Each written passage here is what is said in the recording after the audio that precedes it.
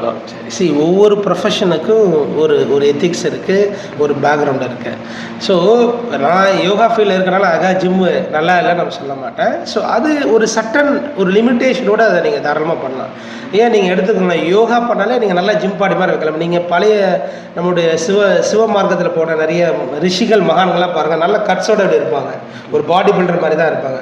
Plus யோகாலே நாங்கள் அந்த மாதிரி சொல்லிக் கொடுக்குறோம். நீங்கள் வந்தீங்கன்னா உங்களுக்கு பாடி பில்டிங் மாதிரி பண்ணுறதுக்குனால நிறைய பவர் யோகா இருக்குது, விநியாச ஃப்ளோ யோகா இப்போலாம் நிறைய வந்திருக்கு. ஸோ அதனால் நீங்கள் ஜிம்முக்கு போனால் என்ன உங்களோட எஃபெக்ட் கிடைக்குமோ அது வந்து யோகாலே உங்களுக்கு ரொம்ப கிடைக்கும்.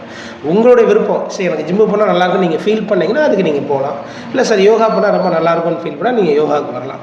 பட் அதை விட இதில் என்ன பெட்டராக இருக்குது அப்படின்னா, நீங்கள் ஒரு ஜிம்முக்கு போனீங்கன்னா உங்களுடைய ஃபிசிக் மட்டும், உடல் மட்டும்தான் அங்கே வந்து நீங்கள் வந்து சரி பண்ணுறீங்க. ஆனால் யோகாவுக்கு வந்தீங்கன்னா உங்களுடைய உடலும் மனசு ஆன்மா இந்த மாதிரி 3 விஷயங்கள் நீங்கள் என்ன பண்ணலாம், சரி பண்ண முடியும்.